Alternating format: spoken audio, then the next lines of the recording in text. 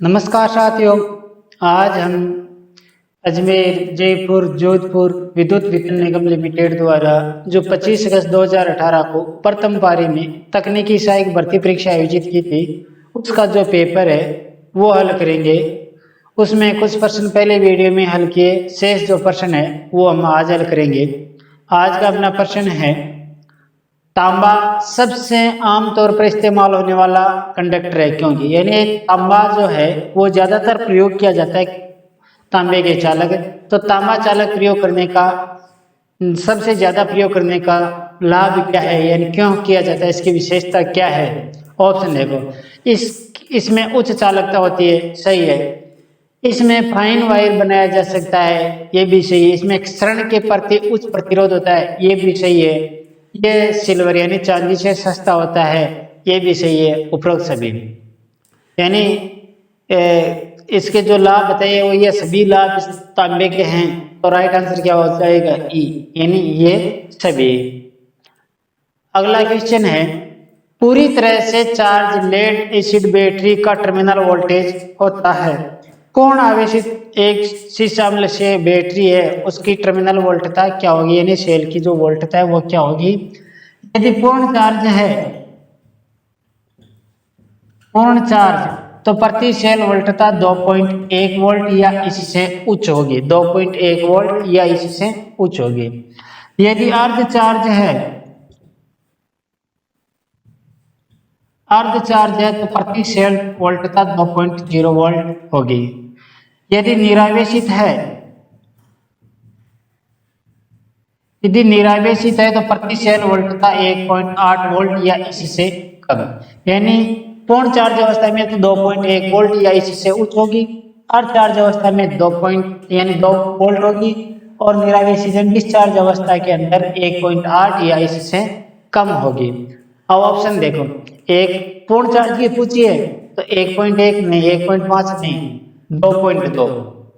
अब देखो 2.1 या इससे उच्च तो क्या हो जाएगा, 2.2 वोल्ट, और डी में क्या है 2.5 और ई में है 3 वोल्ट। तो राइट आंसर क्या हो जाएगा, सी, 2.2 वोल्ट, यानी पूर्ण चार्ज अवस्था में 2.2 या इससे उच्च होगी इसकी वोल्टता।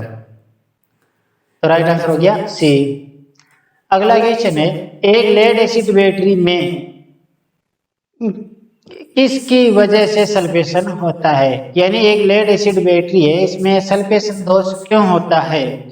सल्फेशन दोष क्यों होता है, क्योंकि यदि बैटरी को लंबे समय तक हम काम में नहीं लेते हैं, यानी लंबे समय तक प्रयोग में नहीं लेते हैं, तो उसमें यह सल्फेशन दोष हो जाता है। तो ऑप्शन देखो, लंबे समय तक प्रयोग नहीं करने पर सही है ट्रिकल चार्जिंग। ट्रिकल चार्जिंग तो सल्फेशन दोष को दूर करने की एक विधि है या कम करने की एक विधि है। हाई रेट डिस्चार्ज ये एक टेस्टर की विधि है, HRD यानी high rate discharge cell test, ये तो टेस्ट होता है। हाई रेट चार्जिंग उस दर पर चार्ज, ये भी नहीं, इनमें से कोई नहीं। तो राइट आंसर क्या हो जाएगा, लंबे समय तक प्रयोग नहीं करने की वजह से सल्फेशन दोष हो जाता है। तो राइट आंसर हो गया ए, लंबे समय तक प्रयोग नहीं करना। अगला क्वेश्चन है, किसका प्रयोग किसी खास पदार्थ की मैग्नेटिक फ्लक्स घनत्व और मैग्नेटिक फील्ड स्ट्रेंथ के बीच के संबंध को दिखाने के लिए किया जाता है। यानी किस का प्रयोग, किस वक्र का प्रयोग मैग्नेटिक फ्लक्स घनत्व है यानी चुंबकीय फ्लक्स घनत्व है और चुंबकीय क्षेत्र सामर्थ्य के बीच जो वक्र बनाया जाता है उसे हम क्या कहते हैं, उसे हम BH वक्र कहते हैं। तो राइट आंसर क्या हो जाएगा, BH वक्र। किसमें देखो, बी ऑप्शन में देखो BH वक्र, तो राइट आंसर हो गया बी, BH वक्र है। अगला क्वेश्चन है, खाली स्थान की सापेक्ष विद्युतशीलता होती है, यानी खाली स्थान की विद्युतशीलता, सापेक्ष विद्युतशीलता क्या होती है, 1 के बराबर होती है। ऑप्शन देखो, 1 से ज्यादा नहीं, 1 से कम नहीं, 1 के बराबर सही, 0 या अनंत। तो राइट आंसर क्या हो जाएगा, सी, 1 के बराबर।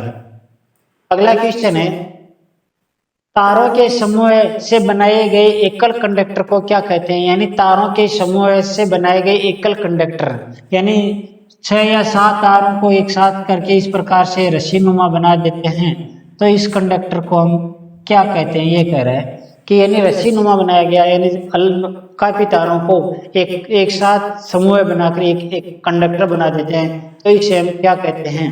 ऑप्शन देखो, सॉलिड कंडक्टर यानी ठोस कंडक्टर नहीं, स्ट्रेट कंडक्टर सही है, वीआर कंडक्टर नहीं, गुड कंडक्टर नहीं, इनमें से कोई नहीं। तो राइट आंसर क्या हो गया?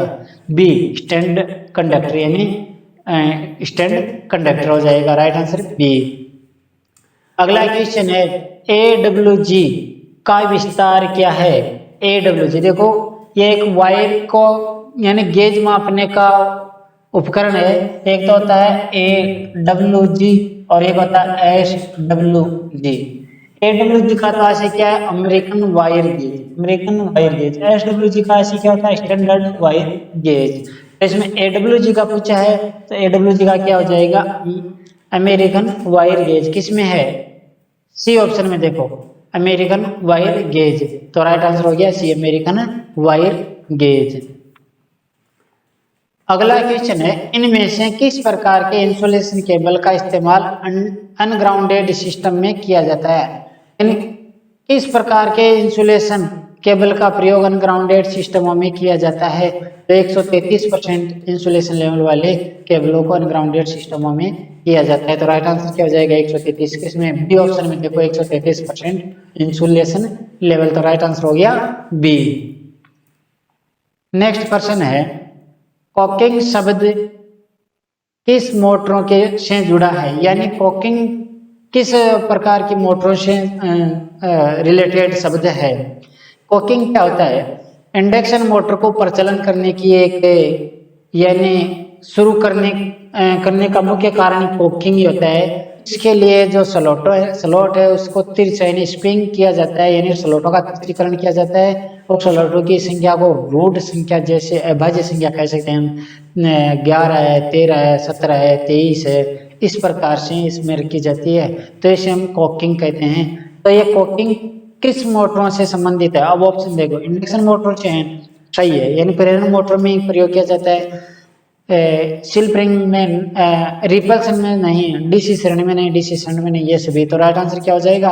जो इंडक्शन मोटर है इससे संबंधित है कॉकिंग, यानी कॉकिंग और क्रोलिंग दोनों ही इंडक्शन मोटर से संबंधित शब्द है। तो राइट आंसर हो गया ए, इंडक्शन से। अगला क्वेश्चन है एक केबल पर 7/20 ताम्र लिखा है, यह तारों से बना है, यानी एक केबल है और जिस पर लिखा है 7/20, यानी एक केबल है जिस पर लिखा है 7/20 ताम्र। इसका ऐसे क्या है? देखो ये 7 है, इसका ऐसे इसमें चालकों की संख्या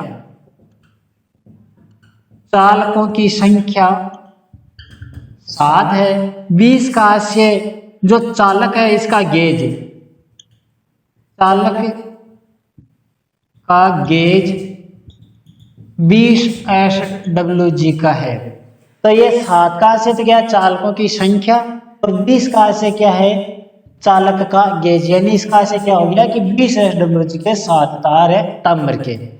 अब एक केबल पर 7/20 ताम्र लिखा है, यह है तारों से बना है, यानी कितने तारों से बना है, यानी चालकों की संख्या कितनी है इसमें, यानी जो तार है या तारों की संख्या भी कह सकते हैं, यानी यहाँ तारों या चालकों की, यानी जो तार होते हैं उसमें केबल के अंदर को एक कोर में कितने चालक है उसकी संख्या है। तो तारों या चालकों की संख्या कितनी है? 7। तो इसमें तार कितने तारों से बना होगा? तो ऑप्शन राइट आंसर क्या हो जाएगा? 7 तारों से बना होगा। तो राइट आंसर हो गया 7, यानी बी ऑप्शन।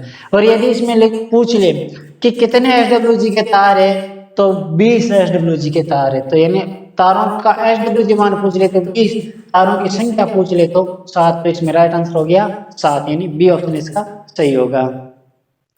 अगला क्वेश्चन है सिंगल कोर केबल में आमतौर पर नहीं दिया जाता है, यानी इनमें से क्या है जो सिंगल कोर केबल में नहीं किया जाता है? ऑप्शन देखो, रबड़ इंसुलेशन, सिंगल कोर केबल में रबड़ इंसुलेशन हो सकता है, पेपर इंसुलेशन ये भी हो सकता है, लेड सीथड ये भी हो सकता है, steel arming, single core cable में स्टील आर्मिंग नहीं होती है। अगला क्या है? रिफ्लेक्टिव इंसुलेशन ये भी हो सकता है। तो राइट आंसर क्या हो जाएगा? स्टील की आर्मिंग नहीं होती है सिंगल कोर केबल में। तो राइट आंसर हो गया डी, स्टील आर्मिंग। अगला क्वेश्चन है लग एक ऐसा डिवाइस है जिसका प्रयोग के लिए किया जाता है, यानी एक लग क्यों लगाया जाता है, लग का प्रयोग क्यों किया जाता है। ऑप्शन देखो, तार की लंबाई बढ़ाने के लिए, तार की लंबाई बढ़ाने के लिए जोड़ लगाया जाता है, लग नहीं लगाया जाता है। जोड़ से शोल्डर हटाने के लिए, शोल्डर हटाने के लिए डिसोल्डरिंग गन का उपयोग किया जाता है।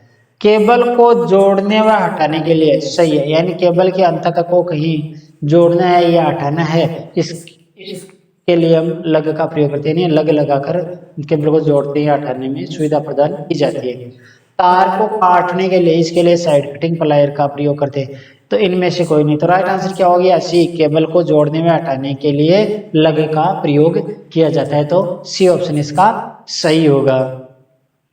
अगला क्वेश्चन है, अत्यधिक धारा के प्रवाह को नियंत्रित करने के लिए मूल सुरक्षा उपकरण क्या है, यानी अति धारा को रोकने के लिए या प्रवाह को नियंत्रित करने के लिए निम्न में से कौन सा मूल सुरक्षा उपकरण, मूल सुरक्षा उपकरण है। ऑप्शन देखो, fuse, circuit breaker, isolator, connector, protector. तो राइट आंसर क्या जाएगा, इसमें यानी सामान्यतः प्रयोग किया जाने वाला मूल सुरक्षा उपकरण जो अति धारा को रोक सके तो फ्यूज है वो। तो राइट आंसर क्या हो जाएगा, ए, फ्यूज। अगला क्वेश्चन है, सोल्डरिंग से पहले किसी केबल के जोड़ को साफ करने के लिए इनमें से क्या प्रयोग किया जाता है। हम सोल्डरिंग करते हैं तो सोल्डरिंग करने से पहले जोड़ को साफ करने के लिए क्या प्रयोग किया जाता है। ऑप्शन देखो, रेती का प्रयोग करते हैं, नहीं, रेती का प्रयोग नहीं करते हैं सोल्डरिंग यानी जोड़ को साफ करने के लिए रेती का प्रयोग नहीं करते हैं। पानी का भी नहीं करते, केरोसिन नहीं, चाकू नहीं, शेड पेपर यानी रेजमाल का प्रयोग करते हैं। तो राइट आंसर क्या हो गया, शेड पेपर, यानी ये ऑप्शन इसका सही होगा कि जोड़ को सोल्डरिंग करने से पहले साफ करने के लिए शेड पेपर का प्रयोग करते हैं। अगला क्वेश्चन है, 60% टिन और 40% लेड सोल्डर का गलनांक है, ये कौन सा हो गया, 40% टिन और 60% शीशा, 60% टिन और 40% लेड यानी शीशा का गलनांक क्या होगा, तो कौन सा होगा। देखो, यह हो गया विद्युत कार सोल्डर, यानी विद्युत कार द्वारा प्रयुक्त। तो देखो कौन कौन से होते हैं सोल्डर, यानी जो सोल्डर वायर होते हैं वो कौन कौन से होते हैं। एक तो होता है विद्युत कार द्वारा, विद्युत कार के लिए प्रयुक्त सोल्डर, यानी विद्युत कार द्वारा प्रयुक्त सोल्डर।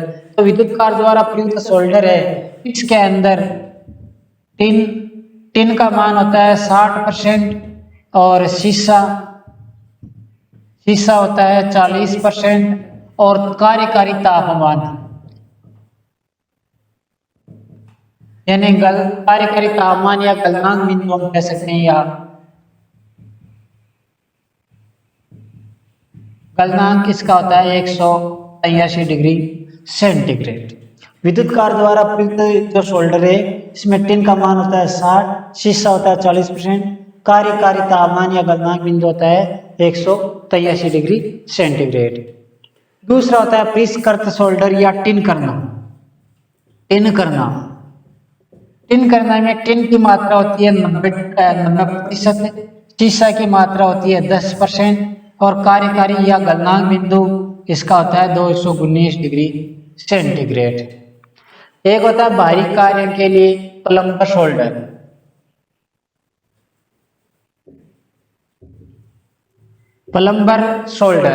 प्लम्बर सोल्डर के अंदर टिन की मात्रा होती है 35%, शीशे की मात्रा होती है 65% और कार्यकारी तापमान या गलनांक बिंदु होता है 233 डिग्री सेंटीग्रेड।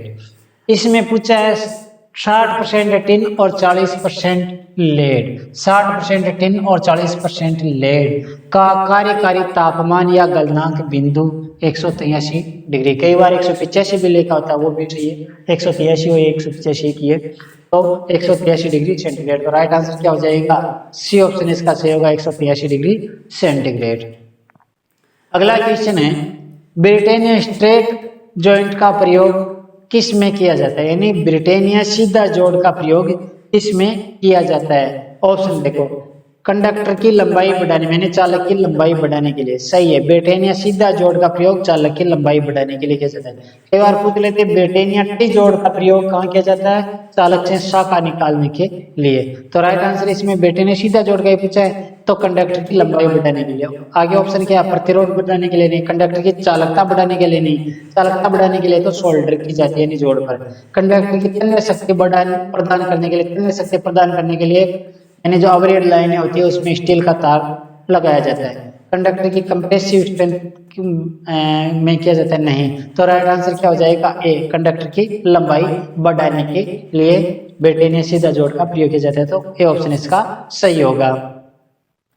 अगला क्वेश्चन है, HRC हाई रिपर्चिंग कैपेसिटी फ्यूज में कट ऑफ और फाइन करंट जीरो के बीच के समय को क्या कहते हैं। यानी कोई भी फ्यूज है, चाहे HRC है, चाहे किटकैट है, चाहे कारतूस प्रकार का है, इसके अंदर कट ऑफ का आशय क्या है कि दोष होने पर, यानी कट ऑफ और फाइन करंट जीरो, यानी इसका आशय क्या हो गया, दोष होने पर फ्यूज द्वारा परिपथ को विच्छेदित करने का समय। यानी कट ऑफ का तो आशय हो गया दोष होना, और फाइन करंट जीरो का मतलब है सप्लाई को कट कर देना, यानी दोष होने से सप्लाई को विच्छेदित करने में लिया गया समय क्या कहलाता है, तो इसे हम आर्किंग समय कहते हैं। तो राइट आंसर क्या हो जाएगा, आर्किंग समय। किस में, देखो बी ऑप्शन में है, तो राइट आंसर हो गया बी, आर्किंग समय। अगला क्वेश्चन है, एक शॉर्ट सर्किट वाली प्रसारण लाइन के लिए परावर्तन गुणांक क्या है। यानी एक लघुपथ शॉर्ट सर्किट लघुपथ वाली पारेषण लाइन का परावर्तन गुणांक क्या होगा, एक से कम, यानी माइनस, इसे -1 कहेंगे, सॉरी -1 होगा। तो राइट आंसर क्या हो जाएगा, -1, यानी बी ऑप्शन इसका सही होगा, -1। अगला क्वेश्चन है, बेटन पर TRS टफ रबड़ शीतल केबल किसके लिए उचित है। बेटन पर TRS केबल कहाँ लगाई जाती है। ऑप्शन देखो, कम वोल्टेज के लिए, सही है, कम वोल्टेज है यानी लो टेंशन के लिए ये वायरिंग की जाती है। मध्यम वोल्टता के लिए नहीं, उच्च वोल्टता के लिए नहीं, अति उच्च वोल्टता के लिए नहीं, कोई वोल्टेज नहीं। तो राइट आंसर क्या हो जाएगा, कम वोल्टेज के लिए। ये ऑप्शन इसका सही होगा कि बेटन पर टफ रबड़ शीतल केबल कम वोल्टेज के लिए उचित होती है, यानी प्रयोग की जाती है, तो ये ऑप्शन इसका सही होगा। अगला क्वेश्चन है, बेटन लगाते समय लगाए जाने वाले स्क्रू के मध्य की दूरी किससे अधिक नहीं होनी चाहिए। यानी बेटन लगाते समय, बेटन लगा रहे हैं, बेटन वायरिंग कर रहे हैं, तो दो स्क्रूओं के मध्य की, यानी इन दोनों स्क्रूओं के बीच की दूरी से अधिक नहीं होनी चाहिए। तो यह है 75 सेमी से अधिक नहीं होनी चाहिए। यानी दो स्क्रू, बेटन लगाते समय दो स्क्रूओं के बीच की दूरी 75 सेमी से ज्यादा नहीं होनी चाहिए। तो राइट आंसर क्या हो जाएगा, 75 सेमी। किस ऑप्शन में है, देखो डी ऑप्शन में, देखो 75 सेमी। तो राइट आंसर हो गया डी, 75 सेमी। तो ये कुछ प्रश्न इस पेपर से संबंधित थे। शेष जो प्रश्न है वो नेक्स्ट वीडियो में रहेगा। ठीक है साथियों।